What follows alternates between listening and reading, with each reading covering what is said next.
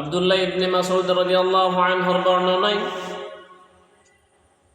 একটা হাদিস এসেছে এমন, ময়দানে মহাশরে রব্বুল আলামিন যখন বনি আদমকে একত্রিত করবেন, সেই দিন 5টি প্রশ্নের উত্তর না দেয়া পর্যন্ত কোনো বনি আদম সন্তান সামনে অগ্রসর হওয়ার মতন কোনো সাহস তাদের থাকবে না।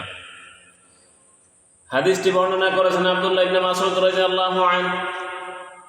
তিরমিজি শরীফের বর্ণনা এসেছে, রাসূল সাল্লাল্লাহু আলাইহি ওয়াসাল্লাম বলেছেন, কিয়ামতের দিন আল্লাহ রাব্বুল আলামিনের পক্ষ থেকে বান্দার উদ্দেশ্যে 5টি প্রশ্ন ছুড়ে দেয়া হবে। নাম্বার 1 হচ্ছে, তোমার জীবন তুমি কোন পথে কাটিয়েছো সেই হিসাব দিয়ে আজকে সামনে অগ্রসর হও। রব্বুল আলামিন তার পক্ষ থেকে প্রথম নাম্বার প্রশ্ন যেটা, তোমার জীবন কোন পথে কাটিয়েছো তার উত্তর দাও। যদি আজকে আমরা এই জীবনকে সঠিকভাবে পরিচালনা করতে না পারি, কোরআন হাদিসের অনুযায়ী পরিচালনা করতে না পারি, তাহলে সেই দিন এই প্রশ্নের সঠিক জবাবটুকু আমরা দিতে পারবো না। আল্লাহর দরবারে অপরাধের খাতায় নাম উঠে যাবে। রব্বুল আলামিন তার পক্ষ থেকে 2 নাম্বার যে প্রশ্নটা ছুড়ে দেয়া হবে সেটা হচ্ছে, তোমার যৌবনকাল কোন পথে কাটিয়েছো সে হিসাব দাও। যৌবনকাল কোন বয়সে কাটিয়েছো সে হিসাব দাও। সাধারণত আমরা জানি একজন মানুষের জন্য যৌবনকালটাই হচ্ছে সব থেকে উৎকৃষ্ট সময়, সব থেকে দামি সময়, শক্তির সময়, ধৈর্যের সময়, যেই সময় রক্ত কোনো কমন মানে না, কোনো বাধা মানে না। যখন ঢেউ চলে আসে, যখন ঝড় চলে আসে, যখন বন্যা চলে আসে, তখন সে কোনো কিছু না দেখে তার মতো সে পথ চলতে শুরু করে দেয়। ঠিক মানুষের যৌবনকালটা হচ্ছে এমন, যদি কোরআনিক শিক্ষা না থাকে, যদি নবীর আদর্শ অনুযায়ী জীবন পরিচালনা করার মতো অভিজ্ঞতা না থাকে, তাহলে যৌবনে খুব সহজে শয়তানের খপ্পরে পড়ে যাওয়া সম্ভব রয়েছে। এজন্য রব্বুল আলামিন কোনো বয়সের হিসাবে নিবে না। তুমি বৃদ্ধ বয়সে কি করেছো দাও, তুমি কিশোর বয়সে, শিশু বয়সে কি করেছো সেই হিসাবটা, এমন কোনো প্রশ্ন আল্লাহ তাআলা করবেন না। শুধু বলবেন, যৌবনকাল কোন পথে কাটিয়েছো সেই হিসাব দাও। তার মানে রব্বুল আলামিন জানেন যে শুধুমাত্র যৌবনে সব থেকে বেশি শয়তানের ধোকায় পড়ে, প্রবৃত্তির তাড়নায় পড়ে বিভিন্ন অপকর্ম করে থাকে বান্দা। 3 নাম্বার প্রশ্ন হচ্ছে, তোমাকে যে ইলম দান করা হয়েছিল সেই ইলম অনুযায়ী কতটুকু আমল করেছো।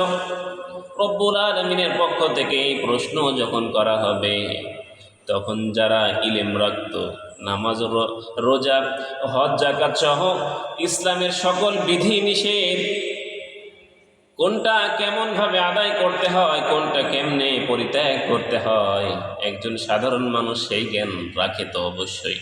নামাজ পড়া ফরজ আমি জানি, আদায় করি না। রোজা রাখা ফরজ আমি জানি, আদায় করি না। মিথ্যা বলা গুনাহের কাজ আমি জানি, প্রতিনিয়ত মিথ্যা বলছি। ঘুষ খাওয়া অন্যায়, সুদ খাওয়া অন্যায় আমি জানি, কিন্তু সেগুলো আমি ছাড়তে পারছি না। যখন বান্দার ইলম অনুযায়ী প্রশ্ন করা হবে, তোমার ইলম অনুযায়ী কাজ করেছিলে কিনা, যদি ইলমের সঠিক ব্যবহার দুনিয়াতে আমরা করতে না পারি, সেই দিন আমরা অপরাধের কাঠগড়ায় আমাদের দাঁড়ানো লাগবে। রব্বুল আলামিনের পক্ষ থেকে 4 নাম্বার যে প্রশ্ন করা হবে, কোন পথে তুমি সম্পদ উপার্জন করেছো, কোন পথে তুমি রিজিক তালাশ করেছো। রব্বুল আলামিনের পক্ষ থেকে এমন প্রশ্ন যদি আসে, আমরা কি প্রস্তুত রয়েছি যে আল্লাহ তাআলার সেই প্রশ্নের উত্তর সঠিকভাবে দেওয়ার জন্য? আজকে কি আমরা প্রস্তুত রয়েছি?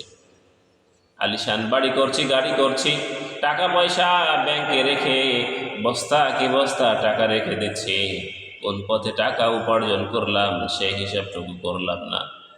যত প্রকার অবৈধ পন্থা রয়েছে সকল পন্থা অবলম্বন করলাম সম্পদ উপার্জন করার জন্য। যদি এমন হয়ে থাকে, তাহলে বলুন তো, এমন অবস্থা যদি হয়ে থাকে, কিয়ামতের দিন এই 4র্থ প্রশ্নের উত্তর দেয়া কি সম্ভব হবে নাকি? যদি এমন প্রশ্ন করা হয় তাহলে অবশ্যই আমরা সেই দিন ক্ষতিগ্রস্ত হয়ে যাব। কারণ হচ্ছে আমরা সঠিক পন্থায় যদি হালাল পন্থায় যদি বৈধ পন্থায় যদি সম্পদ উপার্জন করতে না পারি সেই দিন আমাদের অবস্থা বড় করুণ হয়ে যাবে।